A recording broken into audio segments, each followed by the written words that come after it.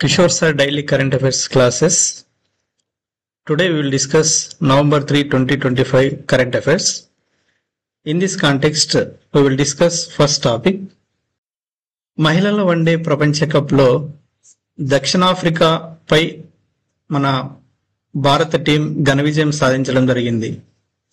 Navy ముంబైలో జరిగిన final మ్యాచ్లో మహిళల వన్డే టీం అయినటువంటి భారతీయ టీం మరి దక్షిణాఫ్రికాపై 52 పరుగులతో ఘన విజయం సాధించడం జరిగింది.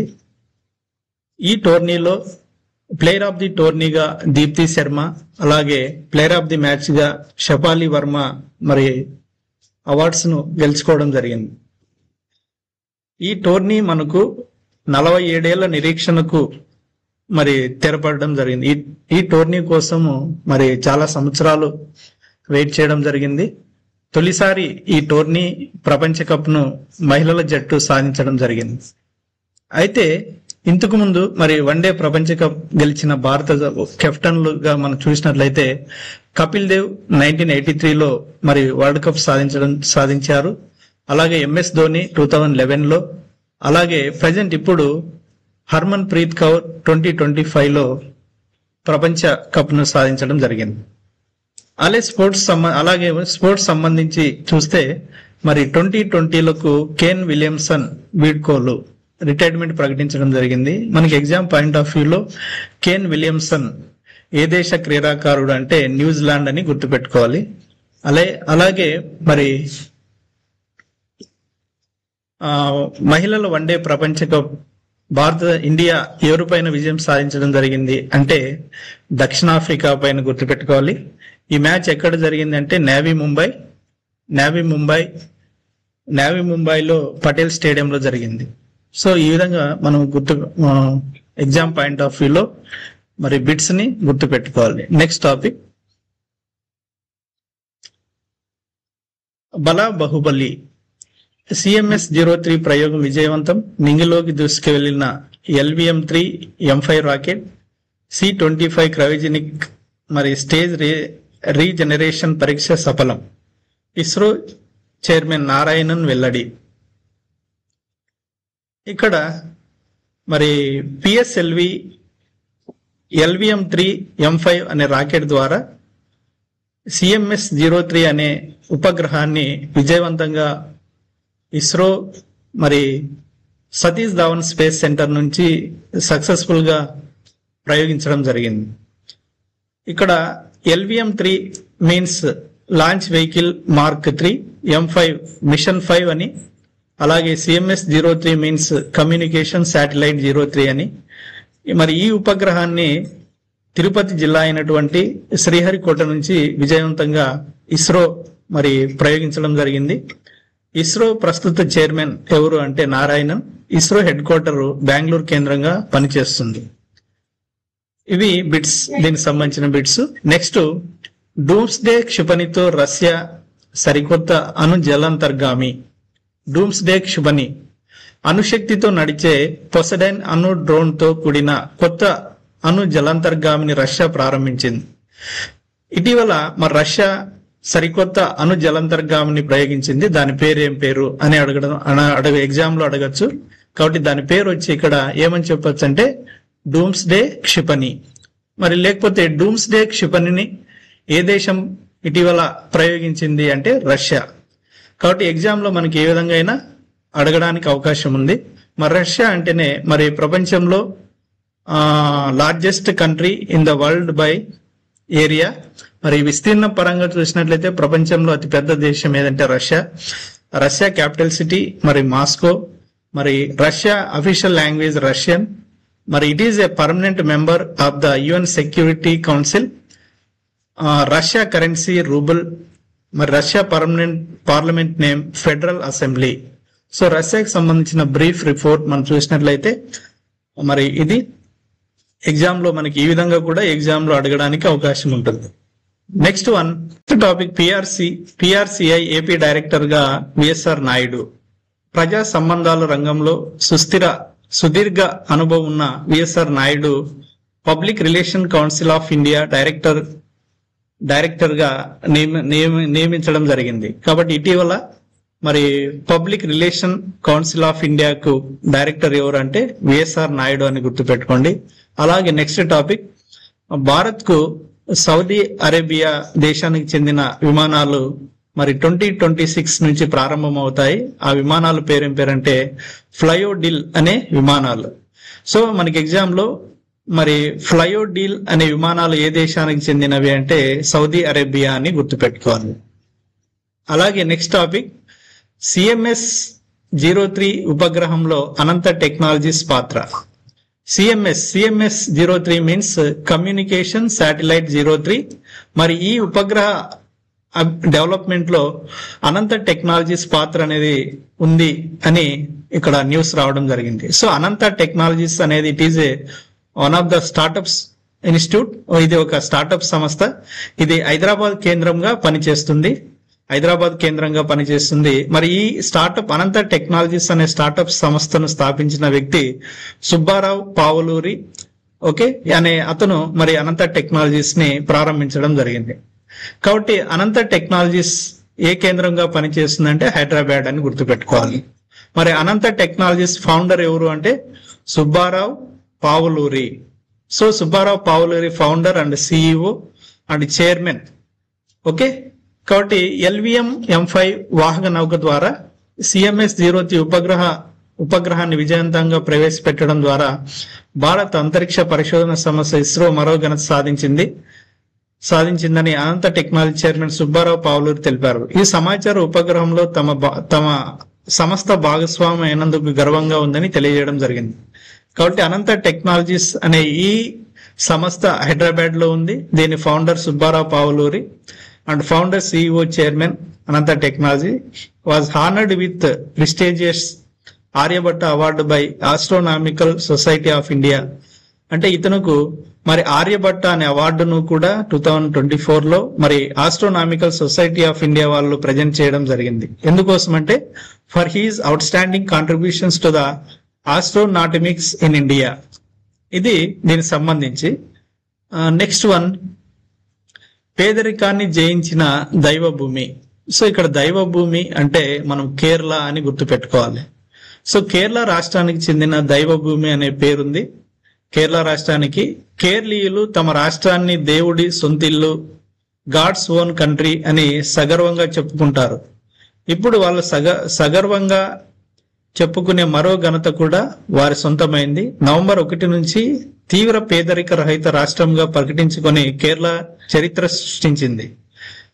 సో నవంబర్ 1 నుంచి కేరళ రాష్ట్రము మరి పేదరిక రహిత రాష్ట్రంగా ప్రకటించుకుంది. కాబట్టి ఇటీవల మన దేశంలో ఏ రాష్ట్రము పేదరిక రహిత రాష్ట్రంగా ప్రకటించుకుంది అంటే కేరళ. ఏ రోజు నుంచి అంటే నవంబర్ 1 నుంచి. సో ఈ విధంగా మనకి ఎగ్జామ్ లో అడుగుతాడు. కేరళ అంటేనే మరి కేరళ క్యాపిటల్ సిటీ కొచ్చిన్. మరి కేరళని దైవభూమి అంటాము, దైవభూమి. అలాగే మన దేశంలో మొట్టమొదటి అక్షరాస్యత సాధించిన రాష్ట్రం ఏదంటే కేరళ. అలాగే మన దేశంలో కంప్యూటర్ అక్షరాస్యత సాధించిన మొట్టమొదటి రాష్ట్రం ఏదన్నా కూడా కేరళ. అలాగే స్కూల్స్ లో AI ఆర్టిఫిషియల్ రోబో టీచర్ ని అపాయింట్ చేసుకున్న స్టేట్ ఏదన్నా కూడా కేరళ అని చెప్పచ్చు. అలాగే మరి స్కావెంజర్ గా ఒక రోబోని కేరళ రాష్ట్రము ప్రవేశపెట్టింది. దాన్ని బంటి కుట్ అని కూడా అంటాము. కాబట్టి స్కావెంజర్ రోబోను కూడా ప్రవేశపెట్టిన రాష్ట్రము ఏదంటే కేరళ. మరి ఇది ఒక స్కావెంజర్ గా వర్క్ చేయడం జరుగుతుంది. సో ఈ విధంగా కేరళ అంటేనే మనకి చాలా విషయాలు మన ఎగ్జామ్ పాయింట్ ఆఫ్ వ్యూ లో గుర్తు పెట్టుకోవాల్సి ఉంటుంది. Next one, emerging science and technology and innovation conclave 2025 లో ప్రసంగించిన ప్రధానమంత్రి శ్రీ నరేంద్ర మోడీ గారు. మరి ఈ ప్రోగ్రాం న్యూఢిల్లీలోని భారత మండపంలో జరిగింది.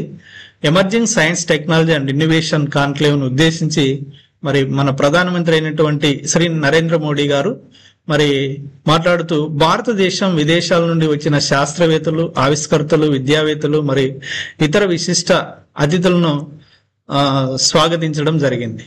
సో కాబట్టి మరి emerging technologies and innovation conclave ఇటీవల ఎక్కడ జరిగింది అంటే న్యూఢిల్లీ అని గుర్తుపెట్టుకోండి. Emerging science and technology and innovation conclave 2025 ఎక్కడ జరిగిందంటే న్యూఢిల్లీ. ఇది భారత మండపంలో జరిగింది. అలాగే దీని థీమ్ వచ్చి మనం ఇక్కడ చూసినట్లయితే ఇమాజిన్, ఇన్నోవేటివ్, ఇన్స్పైర్ అనే 3 words గా చెప్పొచ్చు. ఓకే, ఇది November 3 నుంచి November 5 వరకు 2025 భారత మండపం న్యూఢిల్లీలో జరుగుతుంది. కాబట్టి ఈ విధంగా మనము దీన్ని గుర్తు పెట్టుకోవాల్సి ఉంటుంది. పూర్వ ఉపరాష్ట్రపతి వెంకయ్య నాయుడు తెలుగు భాష సాహిత్య సంపదను పరిరక్షించి భావితరాలకు అందించాల్సిన బాధ్యత అందరిపై ఉందని పూర్వ ఉపరాష్ట్రపతి వెంకయ్య నాయుడు ప్రసంగించడం జరిగింది. ఈయన కడప పర్యటనలో భాగంగా ఆదివారం సిపి బ్రౌన్ సాహిత్య పరిశోధన గ్రంథాలయాన్ని సందర్శించడం జరిగింది. కాబట్టి ఇక్కడ ఎగ్జామ్ లో మనకి సింపుల్ గా అడిగే బిట్ ఏమంటే సిపి బ్రౌన్ సాహిత్య పరిశోధన గ్రంథాలయం ఎక్కడుంది అంటే కడప డిస్టిక్, మన రాష్ట్రంలో సిపి బ్రౌన్ సాహిత్య పరిశోధన గ్రంథాలయం ఎక్కడ ఉందంటే కడప డిస్టిక్ అని గుర్తుపెట్టుకోండి, సరిపోతుంది. నెక్స్ట్ వన్, జాతీయ తేనెటీగల పెంపకము మరియు తేనె mission NBHM means national be keeping and honey mission అని దీని ఫుల్ ఫామ్. మరి తేనెటీగల పెంపక రంగం యొక్క సమగ్ర అభివృద్ధి కోసం శాస్త్రీయ తేనెటీగల పెంపకాన్ని ప్రోత్సహించడానికి ఒక కేంద్ర రంగ పథకం మన యూనియన్ మన కేంద్ర సెంట్రల్ గవర్నమెంట్ ఒక విప్లవాన్ని, ఒక పథకంను స్టార్ట్ చేయడం జరిగింది. ఆ పథకం పేరు ఏం పేరంటే తీపి విప్లవం. సో తీపి విప్లవం అనేది దేనికి సంబంధించింది అంటే తేనెటీగల పెంపకము సంబంధించినది. తేనెటీగల పెంపకాన్ని ప్రోత్సహించడానికి సంబంధించిన పథకం ఏదంటే తీపి విప్లవం. సో అలాగే ఈ మిషన్ మరి మొత్తం బడ్జెట్ వచ్చి 500 crores. అలాగే దీన్ని ఆర్థిక సంవత్సరం 2021 నుంచి అలాగే ఆర్థిక సంవత్సరం 25-26 వరకు అమలు చేస్తున్నారు. మరి NBB, so NBB full form national bee board. మరి ఎన్బిబి ఈ బోర్డు NBHM అంటే national be keeping honey mission ను అమలు చేస్తుంది నేషనల్ బీ బోర్డ్ అనే సంస్థ. ఇది ఇప్పుడు ప్రపంచవ్యాప్తంగా 2వ అతిపెద్ద తేనె ఎగుమతిదారుగా ఉంది. ఇంతకుముందు 2020లో మరి 9వ స్థానంలో ఉన్న ఈ సంస్థ ప్రస్తుతం 2వ అతిపెద్ద తేనె ఎగుమతిదారుగా ప్రపంచంలోనే 2వ స్థానాన్ని సాధించడం జరిగింది. అలాగే తేనె మరియు ఇతర తేనెటీగల ఉత్పత్తి మూలాన్ని ఆన్లైన్ లో నమోదు చేసుకోవడము మరియు గుర్తించడం కోసం మధు క్రాంతి పోర్టల్ ను ప్రారంభించబడింది. సో మధు క్రాంతి పోర్టల్ దేనికి సంబంధించింది అంటే తేనె మరియు తేనెటీగల తేనెటీగల ఉత్పత్తి మూలాలను ఆన్లైన్ లో నమోదు చేసుకోవడానికి మరియు గుర్తించడం కోసము ఈ పోర్టల్ ను ప్రారంభించబడింది. ఏ పోర్టల్? మధు క్రాంతి పోర్టల్. అలాగే మరి ఎన్బిబి నేషనల్ బీ బోర్డ్ ప్రపంచంలోనే 2వ అతిపెద్ద తేనె ఎగుమతిదారుగా ఉంది. సో ఈ విధంగా ఈ 2 పాయింట్స్ మనము ఈ టాపిక్ లో గుర్తుపెట్టుకోవాలి. నెక్స్ట్ వన్, తిరువనంతపురం కేరళలోని national centre for earth science studies లో ease of doing research and development పై 8వ ప్రాంతీయ సంప్రదింపుల సమావేశం జరిగింది. సో ఇటీవల మరి national centre for earth science studies లో భాగంగా ease of doing research and development పై 8వ ప్రాంతీయ సంప్రదింపుల సమావేశం ఎక్కడ జరిగింది అంటే తిరువనంతపురం, కేరళలోని తిరువనంతపురం అని గుర్తుపెట్టుకోండి. అలాగే తిరువనంతపురం కేరళలో national centre for earth science studies లో 8వ విషయంపై 8వ ప్రాంతీయ సంప్రదింపుల సమావేశం జరిగింది అని కూడా అడగచ్చు.